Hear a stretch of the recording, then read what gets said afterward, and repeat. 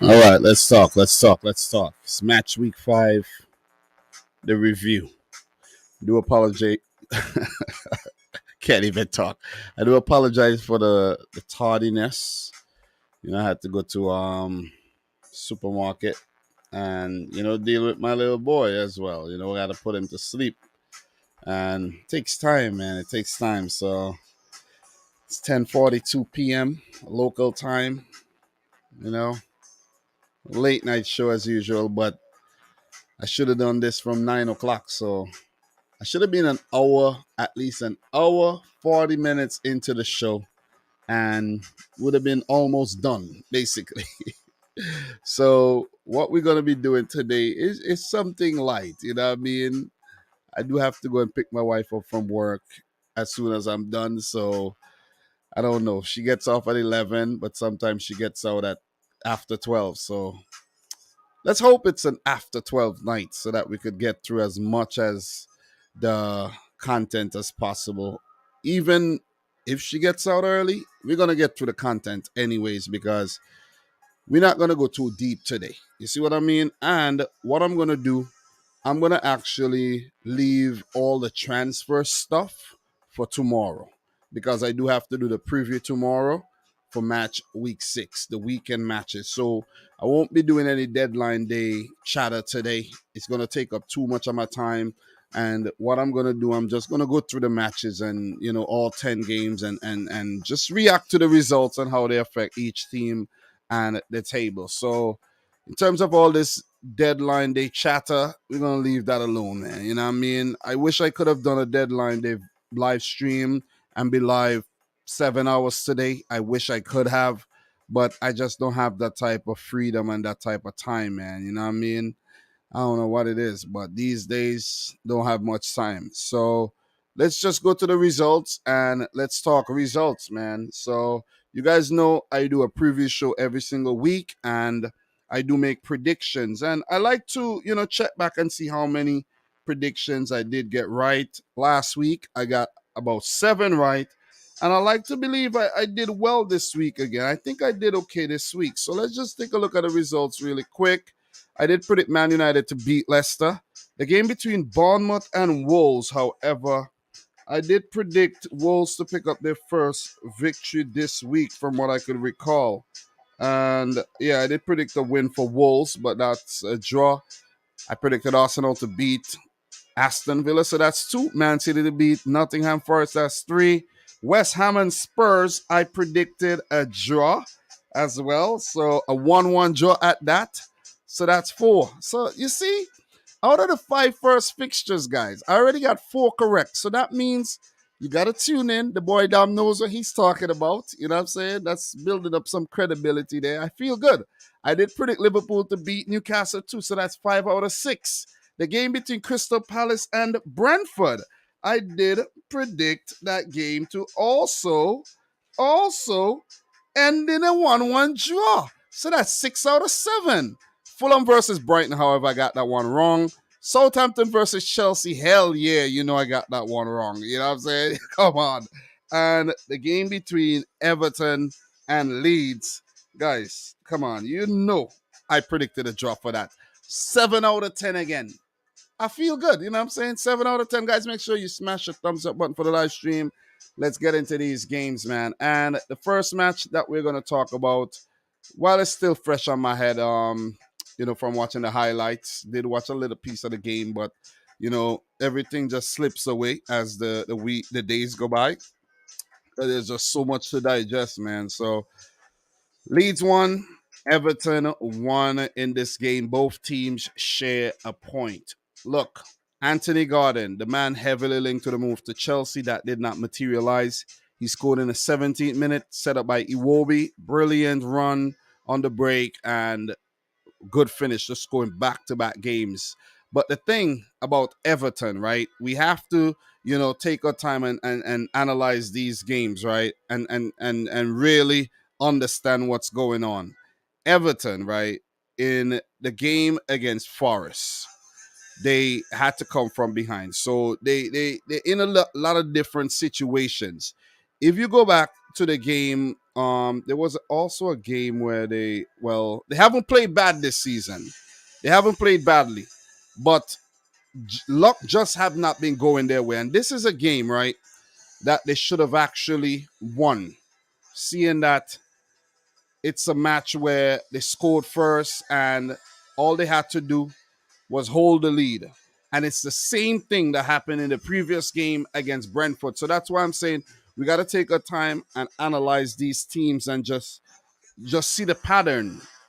Just see the pattern, that they're developing here. Everton scored first against Brentford, dropped points from a winning position, and the same against Leeds United. And both matches they scored early and they gave up the points. So in the Brentford game, very late. In the game against Leeds, there about 10 minutes after the in the second half. So this is something that Frank Lampard and his team needs to work on, because in the first 5 matches of the season, I don't think they've played badly at all. We all know Lampard's under a lot of pressure because of the injuries to the players. The results have not gone his way. They're yet to pick up a win this season. But I don't think they've played as bad as the points tally suggests. I really don't think they have. I don't. I think the luck just have not gone their way. They're 17th, 3 points, 3 draws in the first 5. They need a win. But they had 2 opportunities to win games and didn't hold on to their lead. They did have opportunities, of course, we know, throughout the game to take that lead. Didn't happen. So kudos to Leeds. Sinistera, the Colombian, came over from Feyenoord, set up by Brendan Aronson, scored that equalizer, and he did score in the cup match as well. So he has definitely hit the ground running in English football, and he bagged Jesse Marsh's men a point. And this is a game that could have gone anyway. Could have gone to Everton. It could have gone to Leeds, because both teams had big chances that was not taken. And you got to give the goalkeepers credit as well, Pickford and Melier.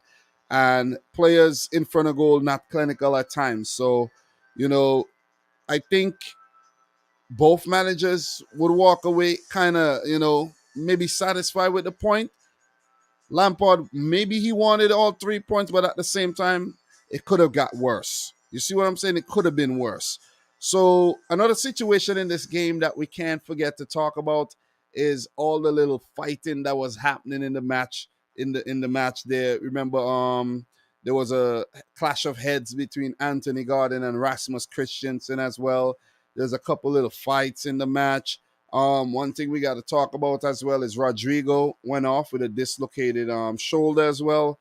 So that's something very important to note that could have, affected Leeds. But Joe Gelhardt came on. He looked lively. He had a couple opportunities to score as well. So credit goes to Pickford in goal. Bamford came on. He looked a little dangerous as well. So, it was a good watch in terms of the highlights. But one thing I did mention about the Everton team is the fact that Tarkowski and Cody was brought in, and they have talent like Patterson, who had a big chance to score, didn't score. And this is where Everton could stay up this season with the goalkeeper Pickford. You know how good he is from shot stopping. He gets his criticism, but Tarkowski and Cody are the man who I think is going to keep Everton in the league. And with Onana playing well, he would only get better. I think Everton would be all right. And the fact that they kept Anthony Gordon, I think would be, the key. Man of the match again. Guys, something that we got to take a look at really quick before we move on to the next game is the lineup. Now I'm seeing Melier there. Melier and Tom Davies did get into a little melee, and where Tom Davies tried to kick the ball out his hand, and Melier pushed him. But we take a look at the 11, right? Just something I want you guys to notice here. We just gotta go down to the Leeds United section, and Dan James is no longer a Leeds United player. So that was actually his last game for Leeds United. I just wanted to point that out. I'm not gonna get into the transfer stuff, guys, because it's gonna take way, way too long tonight, and I don't want to do that. Definitely don't want to do that. But another good game by Brendan Aronson. Leeds, they're gelling, they're playing well. And, both these teams have bolstered their squads for the remainder of the season. So we will get into that tomorrow, not today. So 1 point apiece. As I mentioned, I think it's a good result for both teams. This is what I predicted, and it turned out to be so. So for Everton, they're 17th, just outside the relegation zone. They would want to stay outside that relegation area for morale purposes. Their next game is a big Merseyside derby against Liverpool. So we'll talk about that one some more tomorrow as well. Guys, it's just non-stop work, man. Tomorrow, I have to write up the live stream. I have to get all the information together. It's going to be a lot of information because of the transfer window as well. A lot of stuff to just cram into one video. So hopefully all goes well tomorrow, and my boy Liam goes to sleep early so I could actually, get all that info out. Maybe I need to take him to the park and tire him out a little during the day. I think I might just try that. So, look, in terms of Leeds United, they are currently 7th. Great start to the season with 8 points. They would want to just continue picking up these points, get over the 20-point mark, and then continue to trickle over to, 30 and 40, and then they'll be safe. And I think Jesse March would, have a very good first full season in charge. So their next game is a tricky affair against Brentford. So that one, keep an eye on that one as well. Then they do have Nottingham Forest, followed by a big one against Manchester United. So big up to everybody in the stream, man. Appreciate you guys tuning in. We don't have a big crowd right now. It's pretty late. But, everybody who's in here right now, I'm happy that you came through. Make sure you do smash the thumbs up button. Appreciate all the love, any love, whether it's little, whether it's a lot, appreciate you guys. Lego dude in the house, big up to you, man. Dane Richards, big up to you. Nice to see you in here once again. And for everybody in here, Pachara in here, appreciate you coming through again. So one thing we're going to do, we're going to keep it moving, guys. And the next game that we're going to talk about is Bournemouth versus Wolverhampton Wanderers. And even before I get into this game, I like to actually, just briefly talk about Scott Parker's sacking. And I think Scott Parker got sacked because him and the board got into it. I don't think it's because of the 9-0 or the poor start. He got 3 points. You see what I'm saying? So there's teams below him. So I don't think that was the reason. I think Scott Parker got mad because the board wasn't interested in basically bringing in talent, and he needs players. But when you look at the squad, it's not a squad that I think is going to survive. You see what I'm saying? So I guess they bumped heads, and usually when you bump heads with the people in charge, they tend to just fire you. You know what I mean? They don't want to argue. They're saying to themselves, man, I'm not arguing with you. I got millions. I'm not arguing with you. You work for me. Get the hell out of the office, man. You're fired. You see what I'm saying? Basically, that's what happened to Scott Parker there. So if we check the lineup really quick there, we don't have any managerial information there, but I will get the manager name for you, the new man in charge. I think his name is some O'Brien guy or something like that. So O'Neill. His name is Gary O'Neill, okay? So for Gary O'Neill, he's a former Portsmouth. He played for Portsmouth for 7 years, Middlesbrough for 4 years, West Ham for 2 years, Queen's Park Rangers, Norwich, Bristol City, and ended his career at Bolton Wanderers in 2019. So he's been around for some time, and this is the first managerial job he got, and he's a caretaker manager at the moment until Bournemouth find a replacement, or maybe he will stay in charge. Not a bad start at all. And that's 0-0. But I have to say from the get-go that Wolves should have won this game. Wolves should have really won this game, though. They had some crazy opportunities that they didn't score, and they ought to be blamed. But you got to give the interim manager a bit of credit, too. He brought Neto into the team after Mark Travers conceded 9. And I did mention that might be the last game for Mark Travers, though, because if you go back to when Southampton got 9 against Leicester City, there was a very promising goalkeeper by the name of Angus Gunn that Southampton bought from Manchester City, right? And he was in goal. We haven't seen him since, I think, in the Premier League. I think he came back with Norwich, if I'm not mistaken, but his career has never been the same. So Mark Travers, that I don't know, man. That travesty might actually haunt you for the rest of your career, man. So hopefully for you, and your career's sake, you shake it off and you get back in goal and you start picking up those clean sheets. So Neto with the clean sheet in his first game there. From the start, he did play in the cup match where he helped Bournemouth winning a penalty shootout as well. Lloyd Kelly, the captain, came back in. This team just looks doomed for relegation. I can't see past it. I really, really can't see past it. But look, Raul Jimenez has to finish his chances, man. He got a lot of chances, didn't finish them. And that's what, Bruno Lage and his team would be ruined at the end of the day. 1 point, they would feel like they should have walked away with all three.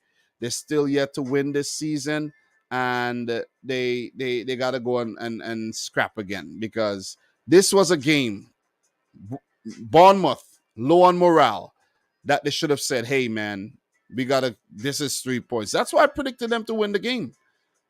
I predicted them to win the game because, the morale, Bournemouth's low. They're at the lowest, and they still managed to scrape a point. Clearances off the line and everything, but you got to feel it for Wolves, though. Last minute winner, last minute equalizer, I got to say, against Newcastle in the last game. And this one, they weren't able to score. So they're getting close. Just want to make that clear. They are getting close. That's the most important thing. And against Southampton, it's not going to be easy, but it could just be the game where they finally pick up those 3 points, man. So, look, once again, both teams, I'm pretty sure did some business, whether outgoings or incomings. We will get into that tomorrow. Not going to get into any deep dives right now, but Ryan Fredericks made his first appearance for Bournemouth. So, congrats to him. He's fit again. Keeper Moore came off the bench as Dominic Solanke started. So you see Leander Dundunker here on the bench. That was his last appearance for Wolves because he's gone. I'm not going to talk transfers, but he's gone, though. He's gone. So he's gone to Aston Villa. So, look, with that being said, guys, we're going to keep it moving. That is it. We don't need to linger too much more on this game. You see Wolves with 17 shots, 4 on target. Bournemouth with only 5, 2 on target. Wolves should have won the game, but, missed a golden opportunity to pick up their first 3 points there. Well, their first win. So, in terms of them and their next game, they will play Southampton, followed by a match against Liverpool. Back-to-back Saturday games there. And Wolves right now are in the relegation zone. They're 18th. So, they would want to get out of there. And it's only on, against Everton. They do have the same goal difference and everything, but they do find themselves in 18th and Everton 17th. For Southampton, they jump up to not Southampton. What am I talking about? I don't know why I said Southampton. But Bournemouth are 16th with that 1 point. I'm thinking Southampton because of that Chelsea win, man. Sorry, Chelsea fans, but I don't know why I'm thinking Southampton. But 16 for Bournemouth. Even with the 9-0 drubbing, a win and a draw has them 16th. So all they need to do is just put that behind them. Like, forget it even happens. And they will be all right because that is exactly what they probably did against Wolves. And for them, their next match is against Forest. So it is a game that they could pick up 3 points in because they could catch Forest off guard. They're very disjointed right now.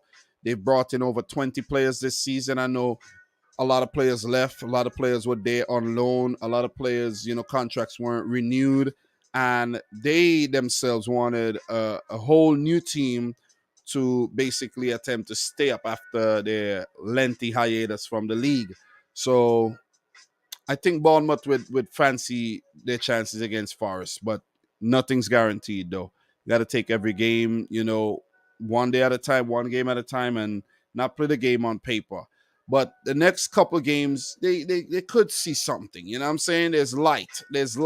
And I'm not going to go through all the fixtures, but there's Fulham, Leicester, Brentford, Newcastle, Brighton, Forest for Bournemouth. So let's see if they could, navigate that. It's quite navigable, I have to say. but it's up to Bournemouth to to do so. So with that being said, big up to everybody in the stream, man. Appreciate you guys tuning in. Appreciate you guys tuning in to yet another one. It's late, but I'm making it happen. Tommy the clown in here. Don't make yourself a clown, Tommy. Come on, man. Come on. Don't make yourself a clown with these statements. But we're not going to get into that, though. Lego dude, if Sasha Kaladzic succeeds, then Wolves would have a goal scorer. If he doesn't, then the nil-nil draws will continue, and Lodge could be sacked soon. I don't think he will be sacked, but some of the chances that Jimenez and Co had today, I think Kaladzic would have finished those off. And with his height, it's very handy because when you talk about height, I actually watched the Man City game again today, right, this morning when I was at work, and it's just Erling Haaland's height for the second goal, when it was bouncing around the box off Foden and then John Stones' head. Haaland's height allowed him to win that ball above the defenders. So Sasha Kaladzic is going to be big for Wolves in terms of them putting balls into the box, and they love to do that. So let's see if they could turn a page there. So with that being said, guys, we are going to continue. We get on to the third game. No linger. Let's not hold up at all. And the next game, let's talk a bit about Crystal Palace 1, Brentford 1. These are some 5-minute matches that we could actually run through because we're not really going to do any transfer talk today at all. None at all whatsoever. Maybe just a mention of a player leaving and that's his last game or, such and such. But in this game, Will Zaha, 59th minute, brilliant goal from, distance. Took the shot, took the gamble, scored. Chet Ducory credited with the assist. And Johan Wissa coming up clutch there after that brilliant pass by Vitaly Janelt. Johan Wissa with the flying header, and his celebration was quite exquisite to give Brentford, I think, a well-deserved draw in the game. So, look, just some quick stats in the match. Crystal Palace, 13 shots, 4 on target, 48% of the ball. Brentford, 51% of the ball, 9 shots, 3 on the target. So it was quite an even affair, right? But one thing Crystal Palace has to work on is holding on to a lead. And think back about the game against Manchester City where they had a 2-goal lead and let that one slip. You see what I'm saying? They did. But they've been playing well. You can't discount that. They picked up a win against Oxford in the EFL Cup. They beat Aston Villa. They picked up a draw against Liverpool. But they also could be criticized in that game where they had the lead and they give it up. You see what I'm saying? So you got to criticize them. You got to watch for the patterns. I'm telling you guys.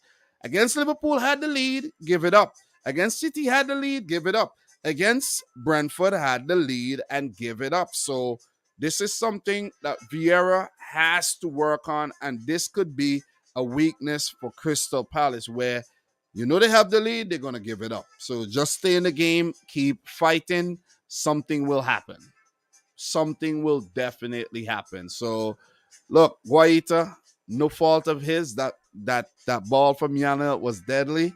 And Johan Wissa, we know how good he could be in front of goal, even though he missed a sitter recently. But look, if you look around the two teams, quality. I like these, what I see from these teams so far. And you could see the quality in both 11s. You know what I mean? You look at Crystal Palace, Mark Guehi and Anderson forming a good partnership. Klein fit again, doing well. Ward playing well these days as well. And you go over to the Brentford side. Hickey has slotted in and has definitely adapted well to the Premier League. While Zanka, Rico Henry, these guys, know English football. They've been playing in England for a while. Zanka's been around for a while. So with his experience. So maybe not in England, but, he's definitely been around.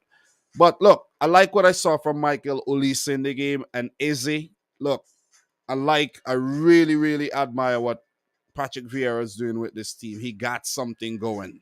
He really, really got something going, man. And another thing that I have to mention, he does play a lot of African players. You know what I mean? He does. There's it's look at the team. Look at the team, guys. It's 8-3. We don't see this a lot. I gotta mention it. It's 8-3, man. It's 8-3. You know, we could have a laugh at that. It's 8-3. But I don't know if he's gutsy enough to play what 10-1. I don't know. Tyreek Mitchell slot back in. I don't know if he's gutsy enough to do that. Chris Rich, I don't know if he is though. I don't know if he's gutsy enough to, play all black Premier League 11. I don't think he got a black keeper though, but I don't think he's gutsy enough to do that. Patrick Vieira, I'm on to you, bro. Don't you think I don't think I'm not on? I'm on to you. See what you're doing, but big up, big up, big up. 1 point apiece. Thomas Frank relieved to pick up that point. And if we check out the substitutions made by Frank in this game, right? Johan Wissa coming off the bench. Winner. You see what I'm saying? So Mikkel Damsgaard as well, getting involved. But you could see Thomas Frank has been doing this consistently, using his substitutes to great effect. And bam, once again, earned him a point. So, look, I think Patrick Vieira, would feel pretty, beat up. He should have got all three. And the happier manager here is Frank. 1 point. Big, big point. So with that point, Brentford are currently 11th with 6, 3 draws, and the win. Really good start to the season, I have to say. 5 games, 6 points, only a loss. Not bad at all. As for Crystal Palace, they're not too far off. 5 matches, 5 matches, 5 points. So they're doing what they need to do. At that rate, you'll survive. And that's what's required. But you want to do more than survive. You actually want to compete for some European places. You want to, be a banana peel for these top teams as well. And Crystal Palace, they're giving us glimpses, but they're not, delivering fully, in my opinion. So, look, I did predict Brentford to go down, and they've proven me very, very wrong so far. So, in terms of Palace and their next game, guys, they will play Newcastle on Saturday. That's going to be a tough one, I got to say from the get-go. Newcastle have proven themselves to be a force to be reckoned with. And then they do play Manchester United and then Brighton, followed by a London derby against Chelsea. As for the fellow London team, guys, remember that was a derby. The next game will be against Leeds United for Brentford, followed by Southampton, then Arsenal. So we're doing well. Big up to everybody again. They go do this saying. Everyone thought Brentford would have second season syndrome, but didn't. Okay. Let's keep an eye on Brentford though. We definitely got to keep an eye on Brentford. So let me see what we got. Very Lame Pichu, big up to you. Definitely big up to you. Brentford are good at rescuing late points indeed. So big up to, let me see, Kerry Berry Johnson in the house. How are you doing? Don't worry about Tommy. He's gone. Don't worry about him. He's gone. Trolling. I can't, when I had a long day, I need to sleep. We're talking games. Basically, some games that nobody really be talking about. And you have clowns coming in here. You just got to get rid of them. You see what I'm saying? I don't have time for that. I really don't.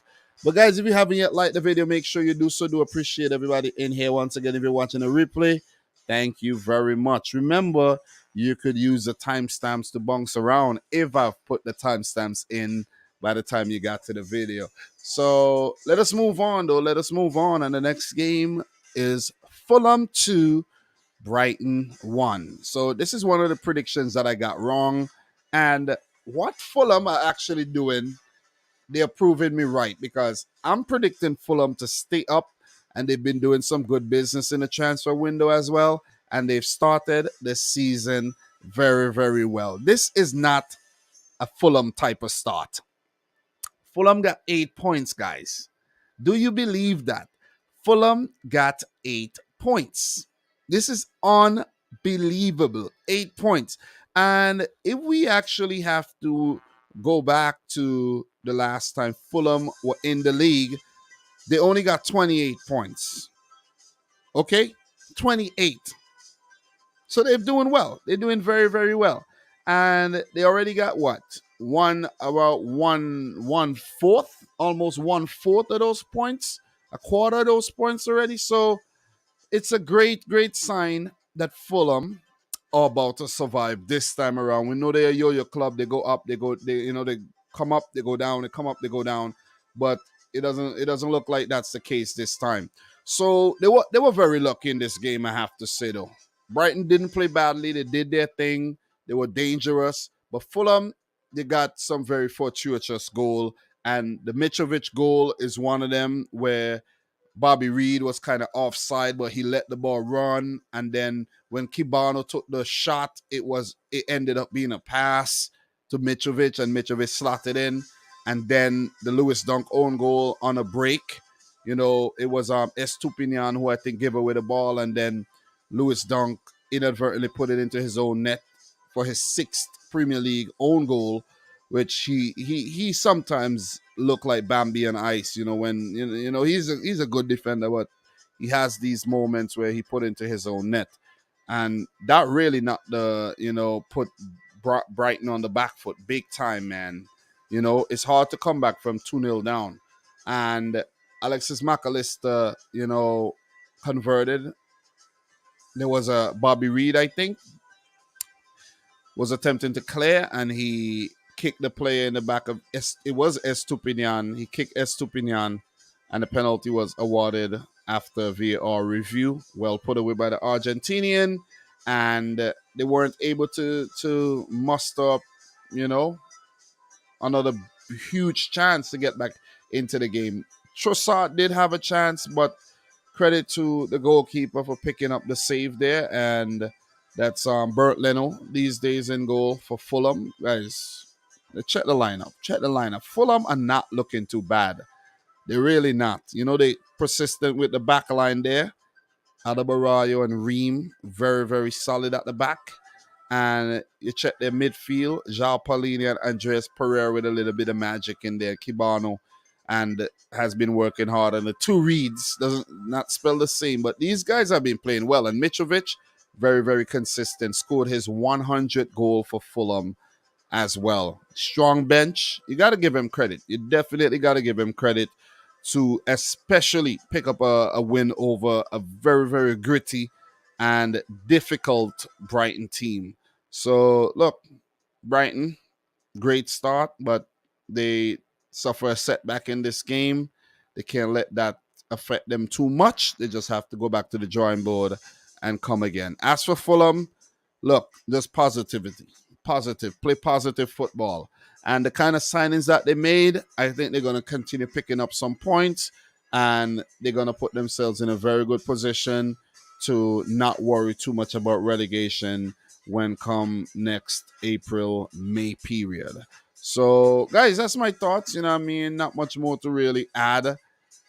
Mwepu came in ahead of, what's his name, Welbeck in this game. So a little bit of switching around of the personnel and the system there for Graham Potter. Didn't work on the day, but he himself, knows that you can't win them all. You definitely can. I would like to see Tariq Lamptey a bit from the start. Give Dennis Undav a start as well. He did well in Belgian football there for Union St. Galois, and I want to see him get a start maybe. So look, big 3 points for Fulham. We're not going to spend all day on this, and we'll talk about Fulham some more tomorrow in terms of their signings and all that good stuff. But, big 3 points for Marco Silva, who, I think brought up his 100th game as well in the Premier League. So kudos to him. Quality manager. I think he's been at Hull, Watford, Everton, and now Fulham, if I'm not mistaken. I might be wrong, but I think he was at Hull. But look, big start for Fulham, man. They're eighth with 8 points after 5 matches. And in terms of their next game, they will play Tottenham in a London derby. It's going to be difficult. They got two very, very tough London derbies coming up, one against Spurs and the other against Chelsea. Well, I don't know how difficult the one against Chelsea is, to be honest. I really don't know. that might be a walk in the park. You know what I'm saying? Or maybe not. Maybe not. Chelsea bolstered up their team, after the on transfer deadline day as well. So it might be a different situation in September and beyond. But they had a horrible August. So with that being said, in terms of Brighton and Hove Albion, who are still fourth in the table, they do have 10 points, suffered their first loss, but great start, just like they did last season, where they picked up a record 51 points. Their next game will be against a struggling Leicester City, followed by one against Bournemouth and then Crystal Palace. So some very good fixtures coming up for Brighton. They would hope that they don't slip up like they did against Fulham and they continue to soar because seagulls do fly in any weather. Don't ever forget that. So big up to everybody in the stream, man. Antoine Eugene in the house. Who else we got? Let me see. We got Dane in the house still. What else we got? Damn. We got another spammer in the house again. Gonna get rid of the spammer again. I think somebody got rid of the spammer. Angel Abel in the house, full of my physical side with lots of energy. A lot of their players won't go to the World Cup, so they will be rested in November. So I think they will stay up. Very good point, man. Very good point. This game was a bit of a reality check for Brighton. Very good point as well. Wolves will beat Southampton next week. Save some of that for tomorrow, man.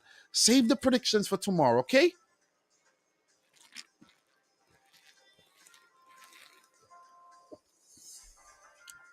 All right, so we've knocked out a few of these, and let's keep going. Let's talk about the match here between West Ham and Spurs. So, look, I predicted a 1-1 draw. It was a gutsy prediction because of how Spurs have been playing. They've been playing decent, and for West Ham, they've been poor. But they came back into form in that last win there against Aston Villa. So in this match, Tilo Kehrer, very unlucky start to his career. He gave away a penalty. He scored an own goal. He would want to weed these things out of his game. He could mess with his confidence. But it ended up not being too, costly. Give it up to Mikel Antonio. He did pick up the assist for the Thomas Shusek goal, but he did hit the post as well. And he had a good game. And it would be a good little competition there between him and Gianluca Scamacca for the striker's berth up top. So West Ham, salvaging a point, coming back from behind. Spurs weren't at their best at all. They really weren't. And I saw glimpses of this. I really did in the game against Forest, where they did win. They did win in the end, scored an easy first goal, and then they kind of labored throughout the rest of the game. But I saw something that I was like, nah, they're not beating West Ham. They're really not beating West Ham. And I was right. I was dead right because, the Hammers came out, and I think West Ham should have actually won this game because, as the game went on, West Ham got into the game big time. It was a game of two halves. Let's just put it that way. A game of two halves. Spurs, I think, got the reward. Own goal from the breakaway. Very good counter attack. They scored, right? But when West Ham grew into the match, oh man, they look good. And they should have scored towards the end of the match. Some really, really scrappy clearances, blocks, and the ball just barely just going across goal, just can't hit in the back of the. I think Hugo Lloris had a horrible game, man. He was making some terrible decisions. I think he was at fault for the goal as well. But Antonio with that cheeky pass and Shusek with the finish, brilliant, brilliant. And West Ham deserve that point big time, man. Big, big, big time. So look, just to touch on some other things in terms of stats. West Ham only 38% of the ball, but 14 shots, 4 on target. Spurs 62% of the ball, 12 shots, 3 on target. We saw this game a first start for Yves Bissouma. So let's give it up to Yves Bissouma for, starting ahead of Bentancur, who I think had a concussion. Son is being persisted with, even though he has not started the season well. But let's see when Richarlison will get his start, for Tottenham there. But look, another thing, West Ham, there was a situation where they had a great opportunity to score, and new boys, Emerson and Paqueta, got into each other's way, and none of them went for the ball. And the ball just rolled away, and it was a great opportunity to slap it into the back of the net, man. And give it up to West Ham for bringing in Lucas Paqueta. That's a huge signing. That is a huge signing, Talk about signings, right? You see Liverpool sign Arthur Melo. Paqueta or Douglas Luiz was the Brazilian that Liverpool should have signed. But there's some Liverpool fans who are going to convince themselves that Arthur is that man. He's that player. But when Arthur was at Barcelona or Juventus, they never rated him. They never rated him. They didn't rate him. They probably don't even know who he was. He was flying under the radar so much. Injured, out of favor, and okay, gone to Liverpool on loan. Yeah, some Liverpool fans are hyped. They don't know better. You see what I'm saying? Paqueta on Mateus Nunes or Douglas Luiz was the man that should have been brought in. So look, 1-1. I'm not gonna elaborate on this game further. There ain't much more to talk about. Good scrap. London derby. Give it up to West Ham at home. And I mentioned if they were to get a result, it was going to be at home. So kudos to them. Haven't picked up a lot of points this season, and they haven't scored a lot of goals, but they're now getting their groove back. And with that, they pick up their 4th point. They go up to 14th. You see what points could do? You go from the relegation zone up to 14th. And for them, the next game is a London derby against Chelsea, where West Ham might pick off a big scalp again here. So, oh man, Chelsea, you don't want to get de-scalped. You really don't. You really, really, really don't. So, in terms of Spurs, they're doing well. They're 3rd, 11 points, still unbeaten this season. One of the 3 unbeaten teams that's left in the league, along with Man City and Arsenal. Their next game will be a London derby against Fulham, followed by a Champions League match, and then a massive one against Man City, where they have proven to be City's bogey team as of late. So, good result for West Ham, I think. Better result for the Hammers, not so much for the more ambitious Tottenham Hotspur. So they would want to, avoid that inconsistency creeping into their game, because we know that could be the Achilles heel of some of these teams that's trying to vie for the title against Manchester City, who have won 4 in the last 5, and they are looking to win 3 on the bounce, where only a handful of teams have ever achieved that. All right, okay. I think it's only Man United in the Premier League era has done that. Arsenal did it in the past. Liverpool did it during their glory days. And I think one other team may have done it, if I'm not mistaken, back in the days. But look, it's going to take a lot. It's going to take a lot to stop City, and it's going to take a lot for City to do the 3-peat. Could Spurs do that? Could West Ham stop him? Could these teams actually stand in Manchester City's way? It is left to be seen. So that's my thoughts on this match, guys. Big up to everybody in the chat. Make sure you smash the thumbs up button for the live stream, a late one today. But look, I just want to make it happen, though. I just want to make it happen. I won't feel good if I don't do this live stream tonight. You know what I'm saying? It doesn't matter what the numbers look like. It doesn't matter who show up. I just want to make it happen. You know what I'm saying? It's about accountability. I scheduled it. I got to be here. Even though I put it off and it's late, I got to do it still. And my wife might hit me up anytime and say, hey, come pick me up. I'm ready. So with that being said, let's move on to the next game. And the next game is Southampton 2, Chelsea 1. Unbelievable. Literally unbelievable. I couldn't believe this. I was watching the game too, though. I tuned in a little bit and then I tuned back out a little bit. You know what I mean? Because I had other things to do. I think I was watching another game at this time as well, and I just tuned into this because I was bouncing around matches. But Southampton, man, you gotta give credit to Southampton. They're proving me wrong, and they're proving a lot of people wrong. They're ninth in the table with 7 points from their first 5 games. I don't know, coming up with 3. But look, the win against Leicester was huge, and the win here against Chelsea was even bigger. That was even bigger. So, Sterling, Raheem Sterling proving me wrong. So that's Raheem Sterling 2, Dominic Rich 0. Because I said that Sterling is he's gonna play.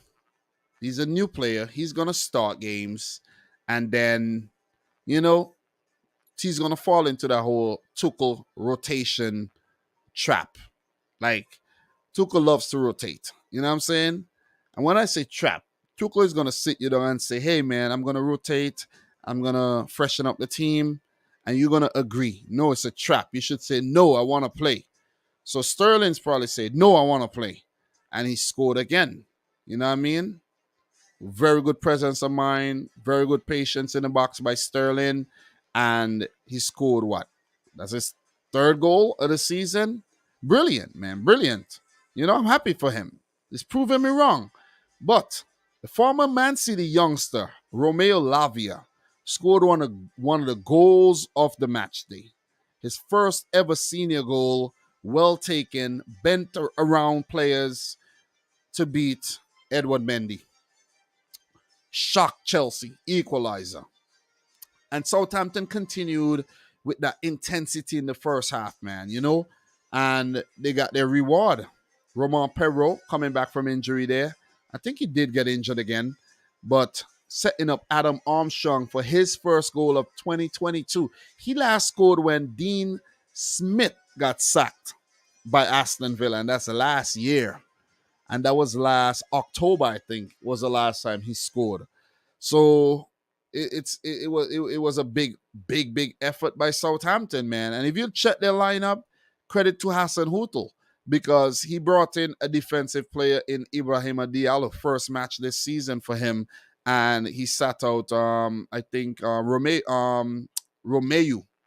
has been sitting out. I think he was, he's probably gone. I didn't check all the transfers yet. That's why we'll do transfers tomorrow. This is not a deadline day video like everybody else. You know what I mean? I go through my timeline, all deadline day videos. I'm not doing one because I couldn't. Che Adams, hard work on the day as well. Ward-Prowse and his presence. So, look, Southampton went out there and they did their thing, got their 2 goals, and a very disjointed Chelsea was unable to get back into the game. These are terrible signs for Chelsea FC.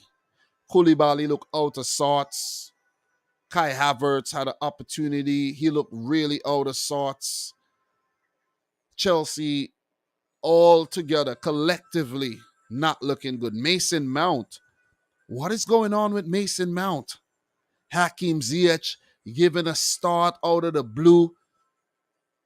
Is he still a Chelsea player? I didn't even check to see. I was checking the deadline day transfers for the most part, but I had to go food shopping and I didn't check the last of them. I really didn't because there's some late ones that would creep in. If we do have some time, we'll run through, but I might not. What's going on at Chelsea? What is going on at Chelsea? But they have brought in players. To be fair to them, they have brought in players that could possibly remedy the situation. I'm not talking too much transfers, but Aubameyang brought in, Dennis Zakaria brought in to help out the midfield, So, yeah, maybe Chelsea are going to start moving on an upward trajectory going forward. Because right now, not looking good at all. Not looking good. And without taking too long and, drawing it out any longer, that's just my brief thoughts on this. That's my brief thoughts. I've been talking about. I did predict them to win this game because it's Southampton, and no disrespect to Southampton, but they're still a very young team trying to gel. But it just shows, man, bravery, man. These guys are brave. These guys are brave. They ain't got nothing to lose, and they're just saying, "Hey, man, we're gonna take the game to you, and we're gonna show you." Like, look, all of us play in the Premier League, and it doesn't matter how experienced you are. We're gonna get some points off of you. We're gonna pounce on the fact that you guys are not settled and you're still trying to figure things out. And that's exactly what they did. It's sad to see Romeo Lavia go off injured, but hopefully he's okay. But it was a really, really good effort from Southampton, man. Chelsea literally sucker punched on the day. So not a great result. Followed up after the away loss against Leeds United as well. So when it was looking yesterday, when Liverpool actually won their game, and it was looking like Liverpool were gonna be on how many points? Like a handful of points. What, 6 points or so? How many points would Liverpool have gotten if they had drawn their game? They got 8. Liverpool would have got 6 points after 5 matches. And how many does Chelsea have? 7 after 5 games. So not looking good. Not looking good at all. Because when you look at your counterparts like Spurs and Man City already gone 4 and what? 6 points ahead. You see what I'm saying? And Arsenal are like 8 points ahead. It is looking like Chelsea are not winning the title. We could forget about title. Chelsea, right now as we speak, would be lucky to get top 4. Let me put it out there right now. They would be lucky to get top 4. As for Southampton, it seems as if they're on course to staying up again and proving most of us right. But it's still very early in the season. It's still very early. Because I remember last season, we were saying such and such team are going down. They never did. And the same could go for this season, where you could start well and then you could peter away. The form could just fall off. But for Chelsea, they got to pick things up, man. Really, really got to pick things up. It ain't looking good. It ain't looking good at all. So for Southampton, their next game will be against Wolves, followed by one against Brentford. And for Chelsea, who are one place below Southampton in 10th, same points, their next game will be against West Ham, followed by a match in the Champions League against Dinamo Zagreb. So traveling to Croatia there won't be fun. Then they got to come back and play against Fulham. Then another game in the Champions League there again. So, look, with that being said, guys, my wife did message me. So she's telling me I got to come. But, yeah. Okay, cool. We're not leaving yet. I don't know if she tuned in, but we're not going anywhere yet, though. So, big up to everybody in the house. Once again, make sure you smash the thumbs up button for the video. We got a few more games to talk about, and we're going to get through all of these games before I head on out to pick up the wife. So, the next one that we're going to talk about is Leicester 0, Manchester United 1. I did predict Man United to win this game.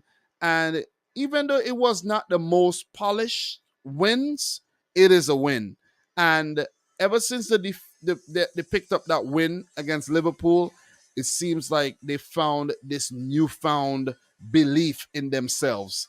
And they suffered a setback at the beginning of the season. We know that. 2 losses, one against Brighton and one against Brentford. But Ten Hag said, listen, man, I was trying to be nice. I was trying to do things the diplomatic way. Playing Ronaldo, giving Harry Maguire a start, Luke Shaw. Nah, it ain't happening again. You guys got to warm the bench. You see what I'm saying? And he made his changes, and they're working. They're working. Jadon Sancho in the 23rd minute. And you gotta and I kept blaming the the fact that Leicester allowed Kasper Schmeichel to leave. Danny Ward is not good enough. Danny Ward is not good enough. Let me just put it that way. Danny Ward is not good enough. He wasn't good enough at Liverpool. He was never good enough at Leicester. And for you to say now, oh, okay, the fact that y'all spent a lot of money and invested a lot in him, let's give him the opportunity now, is a poor decision. He is not good enough. And that long clearance, giving the ball back to United, allowing them to come back at you and breaking fast, and the defense was in shambles, it cost you the game. And they were never able to put anything substantial together to actually break down the Man United defense or even test them too much. One or two times, a little scare, but nothing too crazy.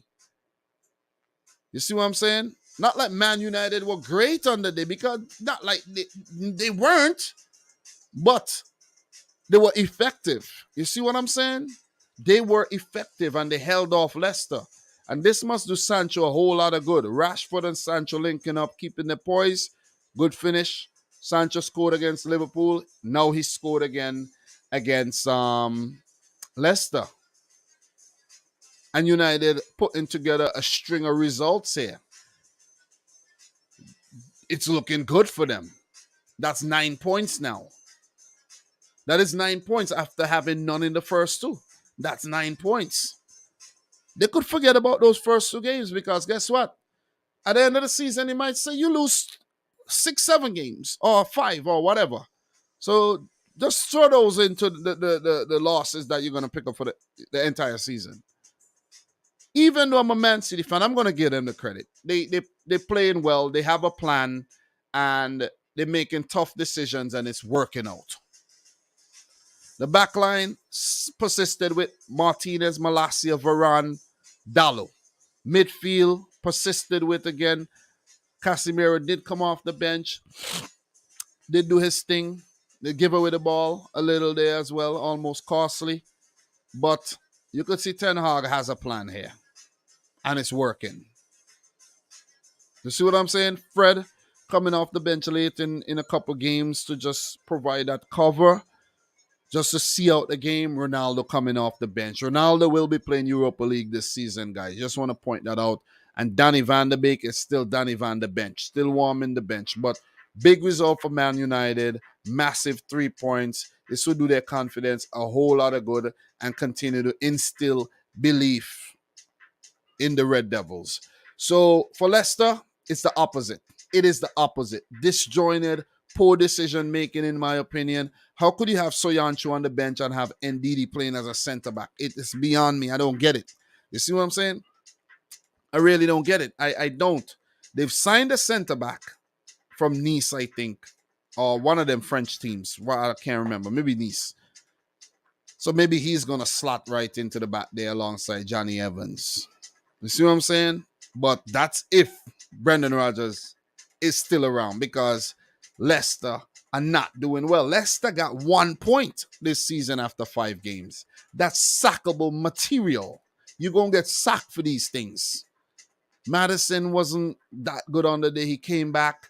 Tielemans, he needs to step his game up. Is he still a Leicester player? I didn't even check the last late deadline day movements, though. But look, another setback for Leicester. I don't know, man. I don't know. But big result for Manchester United. With that being said, guys, we're definitely going to keep it moving. We will talk transfers. We'll talk Anthony and Cole tomorrow when we do the preview. Okay, I don't have much time today. This is, a later than usual stream to just do a quick roundup of the week's events and just to make it happen and move on. You see what I'm saying? Done is better than perfect. So, look, Leicester just lack quality on the day. They had 10, they outshot United, they outpossessed United, but United didn't need to go crazy. They had the lead early on in the game. You know what I mean? So they could have just said, hey, man, sit back and just defend what they had, and that's what they did. Leicester's next game is a tough one against Brighton. But look, once they keep Brendan Rodgers there, he'll wiggle out of the situation and get him a positive result sooner rather than later. As for Manchester United, their next game will be against Arsenal. This is a game to watch. This is a game to look forward to. This is the real test for Arsenal. I've been telling Arsenal fans, calm down. This will be the test. Arsenal picked up 9 points out of a possible 30 against the big five last season. Just think about it. 9 out of 30. How many are they going to get this season? Are they going to surpass 9? Are they going to get 20 something? Or are they going to get less than 10 again?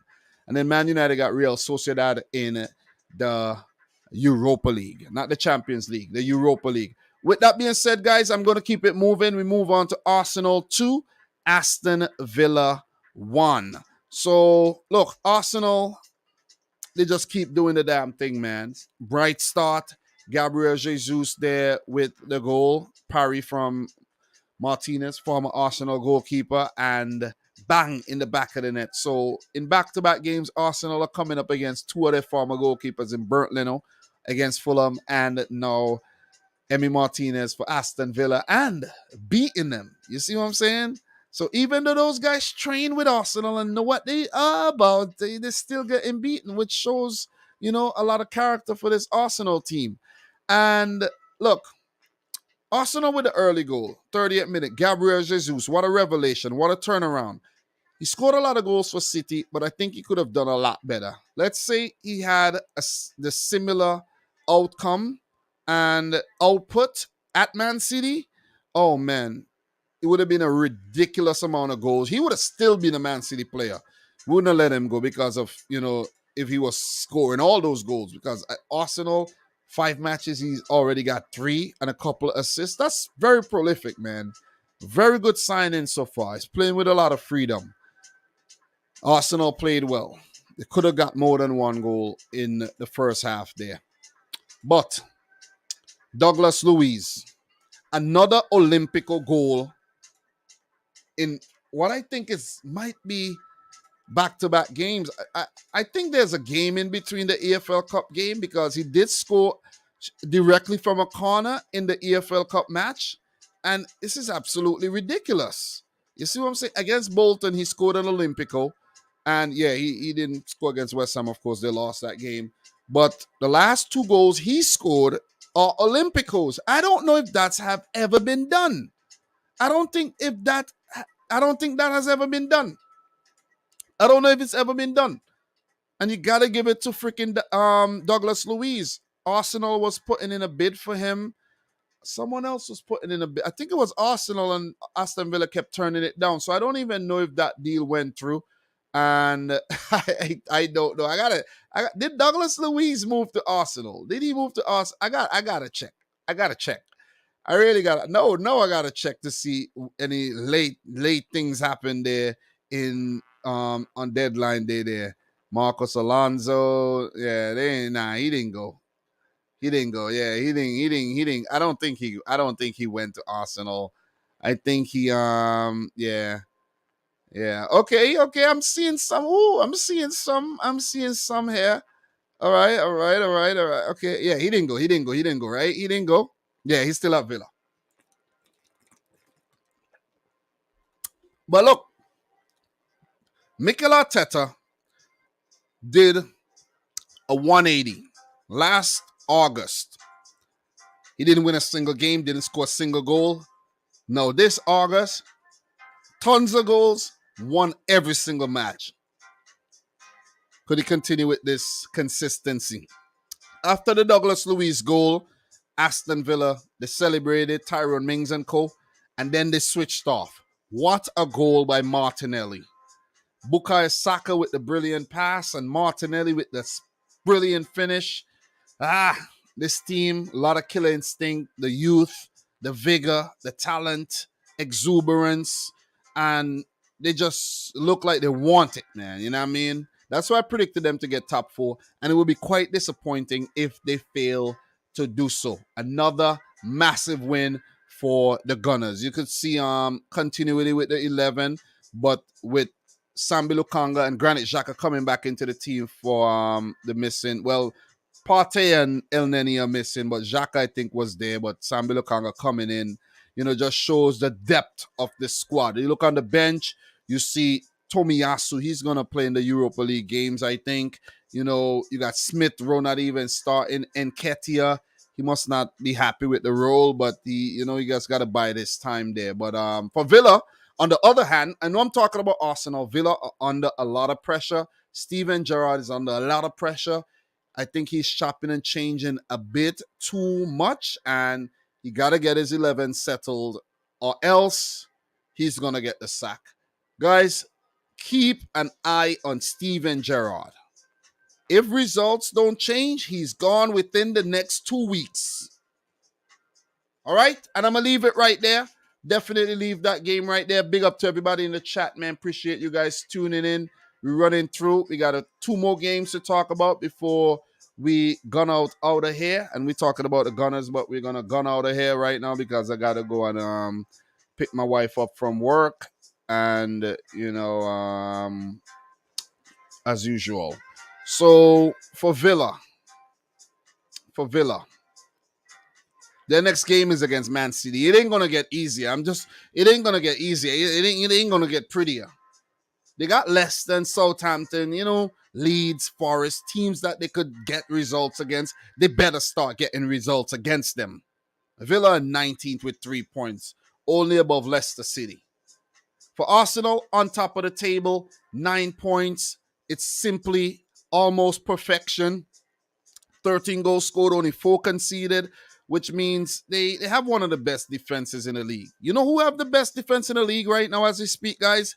Brighton, followed by Spurs and Arsenal. Okay?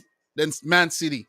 But Arsenal got the third best attack behind Liverpool and Man City right now in the league. So they're doing their thing. And their next game is a massive one against Manchester United. Ooh, I'm loving it, man. I'm loving it, though, man. The Premier League, exciting stuff. So, look, we talk Man United versus Leicester, 1-0. We talk Tottenham and West Ham playing to a 1-1 draw. Arsenal and Aston Villa playing to a 2-1. Well, Arsenal with a 2-1 win. Bournemouth and Wolves a 0-0 draw. Leeds and Everton a 1-1 draw. Southampton defeating Chelsea. Fulham defeating Brighton. And Crystal Palace and Brentford playing to a 1-1 draw. Look here. I spoke about the Liverpool game yesterday, right? Let's talk about it briefly. And then we round things off. We land the plane with the Man City win, the massive win. I wanted to get deeper into the Man City game, but unfortunately, I won't be able to get too deep. So within the next 10 minutes or so, I'm going to wrap things up in terms of the live stream today. So Alexander Isak in the 38th minute, he started in place of Callum Wilson, who was injured. And the likes of St. Maximin did not start the game. I made a video for this yesterday, guys, so go check it out. And a lot of key players out. Fabian Shaw, he was out. Sven Botman, all these guys, rotation there by Eddie Howe, and they still competed big time in this match. I got to give it to Newcastle United. They took the lead in this game, cut apart Liverpool defense there with that Alexander Isak goal. And look, in my opinion, right, that second goal that they scored on the break, that goal should have stood. When you really go back and you check that goal, I don't think there's any Liverpool fan right now.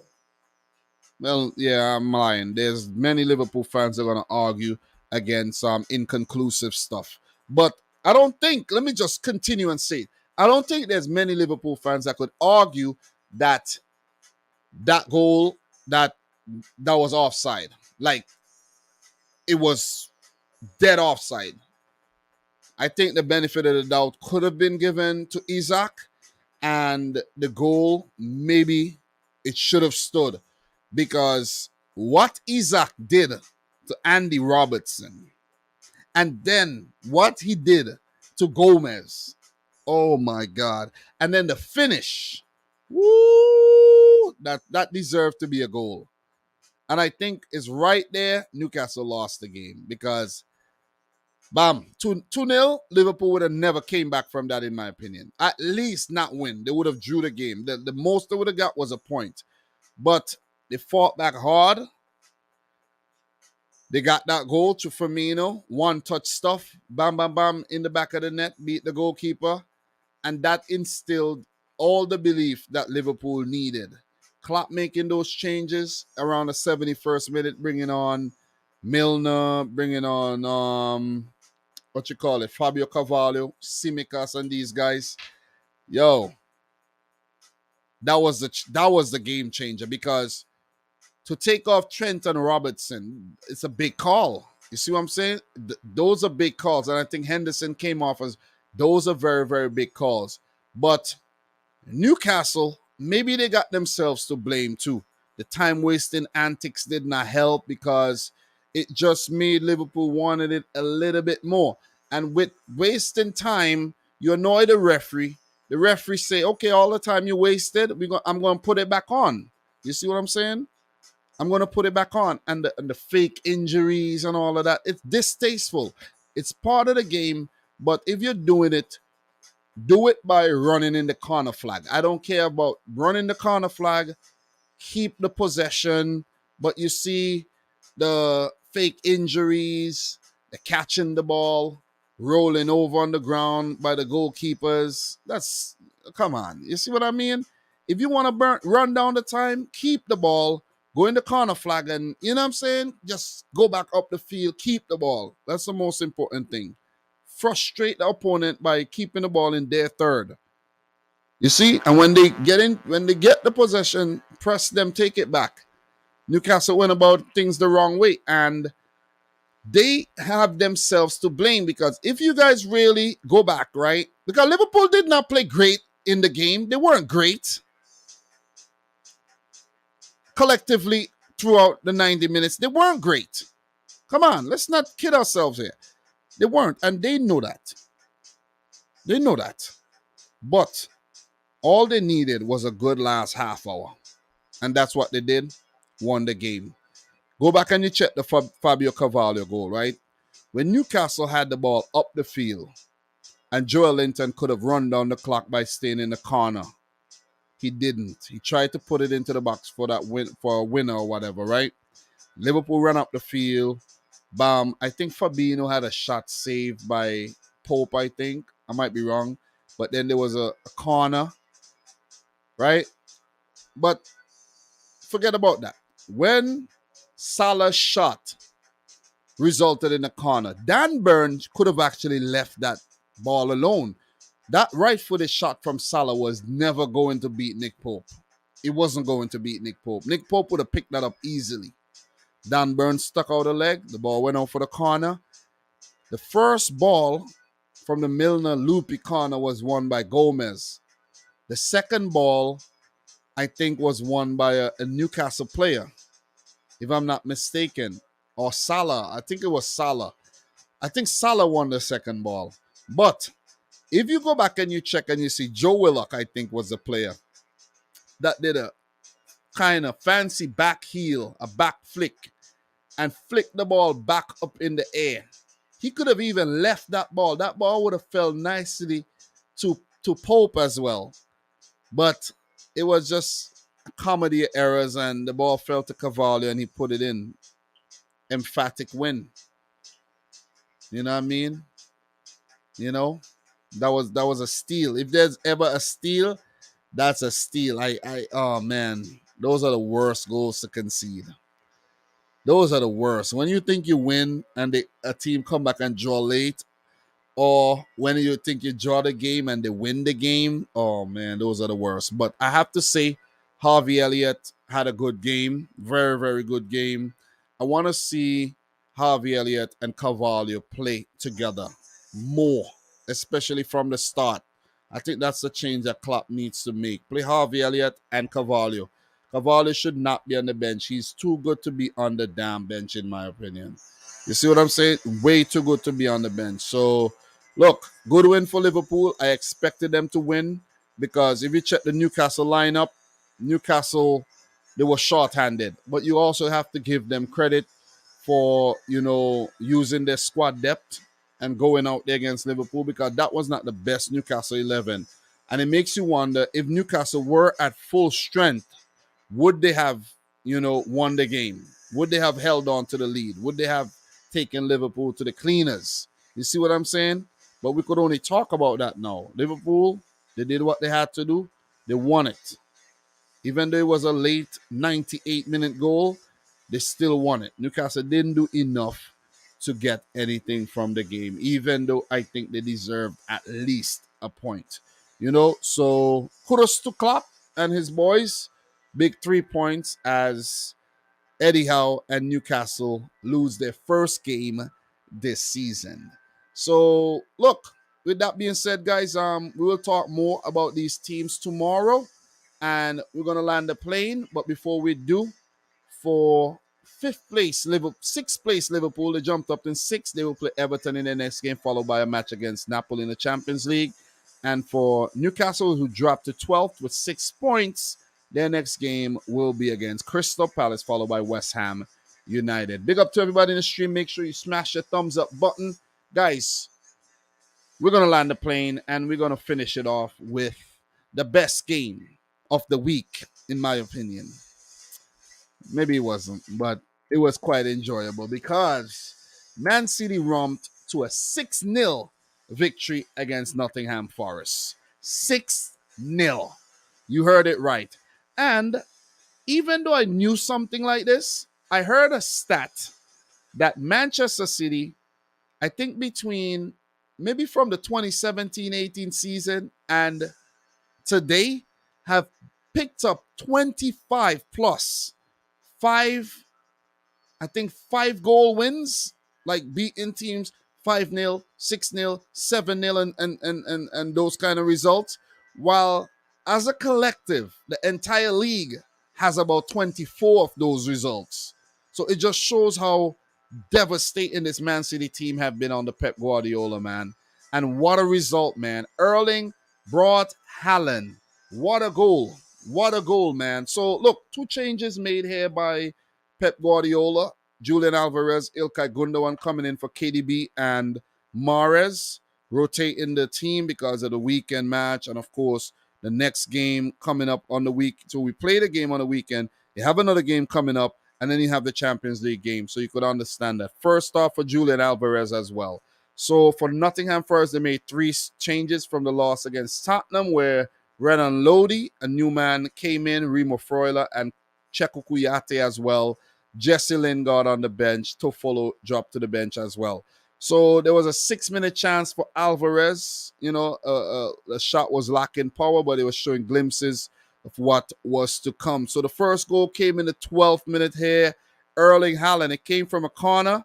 It was rolled into Foden, and his cross was deflected, fell nicely to Haaland, who held off the defender, and with his first touch of the game, put the ball in the back of the net. Strength and skill, 1-0 to Manchester City. And that brought, delight to the City fans, man, because it just looks so easy. Like, Haaland doesn't really need to be in the game too much. Just give him the opportunity. He's going to be there to put it in the back of the net. That was actually his 7th goal of the season. We know he went on to score what was a perfect hat-trick on the day. Left foot, right foot, and with the head. So Renan Lodi did get a chance in the 17th minute that he hit the side netting, one of the few opportunities that Nottingham Forest had to score in this game. So the second goal did come in the 23rd minute. It was a giveaway by the goalkeeper Henderson to Bernardo, then to Alvarez to Gundogan to Haaland and Foden linking up with a 1-2. And I think Foden actually tried to shoot, but the ball somehow came back to Erling Haaland for a tap-in. 2-0 for City. 8th goal of the season for Erling Haaland. And joy for the City faithfuls, because at 2-0, it was pretty much wrapped up, in my opinion, though. Pretty much a wrap. So 29th minute, John Stones did score from a free kick, but it was given offside, and rightfully so. And the Haaland hat-trick came in the 38th minute, when that was, I think, the pick of the bunch, because the Cancelo cross from the outside of the right foot, I think the ball almost hit the ref, was recycled, came back around to Cancelo, and the pass, man, with the outside of the right foot, man, that landed on Foden's head, and Foden heading it into the box, and then John Stones heading it across the box, and then Erling Haaland getting ahead of everybody else headed in for his hat trick. Perfect hat trick on the day. 9th goal of the season, breaking records. No player in their first 5 matches have scored 9 goals. And I don't think any player has scored 9 goals in August either. This is absolutely ridiculous. The man registered a hat trick, right, in the second half against Crystal Palace and in the first half against Nottingham Forest, which meant that in the last 90 minutes there, he had scored 6 goals. Most people said that Erling Haaland wasn't going to succeed in the Premier League. They're lying. They know what the hell they're talking about. And he's proven them wrong already in August. 1 month down and bam. And you know what's good? You know what's good about Norway not qualifying for the World Cup? Haaland, we won't have to worry about Haaland picking up an injury during that tournament. And if he manages to, let's say he's injured, let's say a little niggle before the World Cup, he has time to rest up, man. So 3-0, game pretty much a wrap. And that was 3-0 in the first half there. And one thing I have to say is Erling Haaland, he should be the Premier League's August Player of the Month by miles. I think they shouldn't even say, hey, man, you're nominated. I think it should be unanimous. Just put Erling Haaland alone up for the award and just give it to him because that's brilliant. So, look, Julian Alvarez did hit the post. He did clip the outside of the far post with a left-footed shot.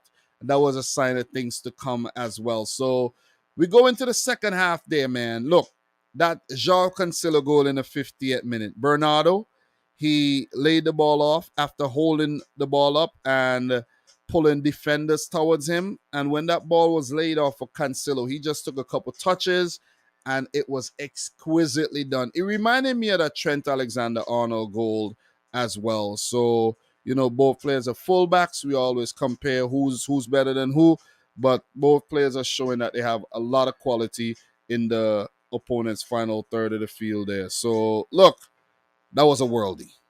That was a worldie. And Cancelo, man, he has grown to become one of my favorite Manchester City players. So just after the 4th goal was scored, Pep made a couple substitutions. Mahrez and Cole Palmer came on, you know, to give a rest up to, I think it was Rodri who went off, and the other player, I can't remember the other player who went off at that moment. Okay, I could see it right here. The other player went off, Rodri, and it was Phil Foden, you know, giving a rest there because, you know, we have a big game on the weekend against Villa, then Champions League next week again. So it was smart thing to do. But then the 65th minute, man, the Julian Alvarez goal, long ball, not dealt with by the Forest defender. And then Mahrez ended up on the end of the ball. Smart layoff for Julian Alvarez. And he was at an angle. And just by the way he finished that, man, the killer instinct on this guy, it just was reminiscent of when I was actually watching him scored those, I think he scored like 6 goals in a Copa Libertadores game against one of them weak opponents in South America. Like River Plate were like 6-0 in the game, and he scored all 6. I was like, God damn. And he was showing, you know, glimpses of that, man. And look, I'm telling you, with Haaland scoring a hat-trick in this game, Julian Alvarez doing so well, 65th minute goal, and then followed it up with one in the 87th minute. Brilliant, man, brilliant. But look, jumping ahead, KDB came on, Sergio Gomez came on, and then later Rico Lewis came on. Brilliant young player as well. Mahrez had a couple chances that he didn't pounce on, but that goal, Julian Alvarez. It was a free kick taken by Nottingham Forest. Wasted. Man City on the corner. Kevin De Bruyne picked up Mahrez. Mahrez shot, blocked, and Alvarez took up the ball. Was a volley, and just the way he finished it, once again, I'm sorry I'm going to use the word reminisce again, but it's reminiscent of Sergio Aguero. This is Aguero's regen. This is Aguero's regen. If you want to refer to some career mode type stuff, this is Aguero's regen. 6-0 on the day. Kevin De Bruyne did get a chance save, and Man City run to an emphatic 6-0 victory. All right. Remember, recently Man City did beat Leeds 7-0, so it's a customary thing. It's a customary thing. A couple teams are gonna get sliced up and diced up, Swiss cheesed up throughout the season, and it's just a matter of who it's gonna be. So it was a delightful game to watch. I'm happy that it didn't end up to be a banana peel, because we know promoted teams could be very troublesome. Think about Leeds United. And this was definitely avoided here, where Pep took the game serious. He showed respect to the opponent, went out there, did their thing. Look, Man City are looking good. They're looking like they could possibly go on to win another title this season. It's still early, but the signs are there, right? We're seeing that. The signs are there. As for Forest, though, they made a lot of signings. I've never seen a team make 20 signings one season. Is it going to work? It's left to be seen. It's not been a bad start for them this season at all, because they got 4 points already in the first 5 games. If they continue like this, they'll have 37. That might be enough to keep them up. It might not be, but I think they're on the right path. They have the right mindset. They know what they need to do. At least they know what they need to do. But it's going to take some time to get the team gelling, get the players to know each other well, and execute the game plan here from Steve Cooper, who knew he had it against him and he was probably going to lose the game most likely here. So another exquisite performance by Man City. Forest, hardly anything in the game. They didn't threaten. If you look at the stats, Forest with 8 shots, but 1 on target. I didn't remember they had so many shots, but not many opportunities. Man City, 17 shots, 9 on target. It was very one-sided. I actually call this a training match. It was just a training drill. It had to be. It had to be. Like, just go out there, do your thing, bam, 6-0. It could have been worse. 10 corners to 1. It was one-sided. Very one-sided. But it was a disciplined performance by the defending champions, Manchester City, who all looking good, did well in the transfer window as well. Brought in Manuel Akanji and also Sergio Gomez. I'll talk about the transfer some more tomorrow, because there's something that I noticed. I'm going to drop the golden nugget right now. Sergio Gomez, from watching the Manuel Akanji interview, I didn't even realize that Sergio Gomez was a attacking midfielder, just like Zinchenko, right? And then he was turned into a left back. So what Pep did, sold Zinchenko and went out there and got another Zinchenko. Basically, sold Zinchenko and went out there and replaced him with a similar player. Fantastic, man. But look, guys, in terms of Man City, their next game is against Aston Villa. City is second in the table, only behind Arsenal. 13 points for Man City. Doing well, of course. Aston Villa, followed by a trip to Spain against Sevilla, then a big one against Spurs. Some tough fixtures coming up, but, I think Pep is the man with the plan, and, we should navigate through that storm. In terms of Forest, they're 15th, 4 points. Their next match is against Bournemouth. They will be looking to win that game against a fellow promoted team. Then they do have Leeds, followed by another fellow promoted team in Fulham, then Leicester, then Aston Villa, Wolves, Brighton. The fixtures are getting easier going all the way down to October for Nottingham Forest. That'll give them some time to gel and for them to maybe muster some positive results. But guys, that is it for me today. I did my best, live an hour and a half. I think this is what I need to do, to be honest. This is what I need to do when I do reviews. Hour and a half, bam, done, bye. And previews too, but I tend to get sucked in and I'm here forever. I like long live streams because I like getting all the details in. I think I did well enough today for this. This didn't need to be any longer, to be honest. But could have been a little longer, but still, it is what it is. I got my points across for the most part, and I gotta do this again tomorrow. Well, it's already today, so I gotta do this later on. I got to write up 10 games plus all the transfers and, the transfer updates. And hopefully all goes well tomorrow. And we come back for another banger, right? So, guys, thanks for tuning in. I got to go pick up my wife. I'm already late. I'm not going to get a lot of sleep tonight still. But, it's about hard work, dedication, and consistency. All right? So, thanks again for tuning in to yet another one. If you're watching from more Dominic Rich FC, make sure you subscribe to that channel. You're watching on the Dominic Rich channel, of course. Most of you guys are subscribed already. But if you're now finding the channel, subscribe. Let me know your thoughts if you're watching a replay. Like the video if you haven't yet done so. And until later, thanks for watching. Peace out. Rich Squad. I feel good, man. I feel good that I got this done. And I'm about to go and handle business. All right? Peace.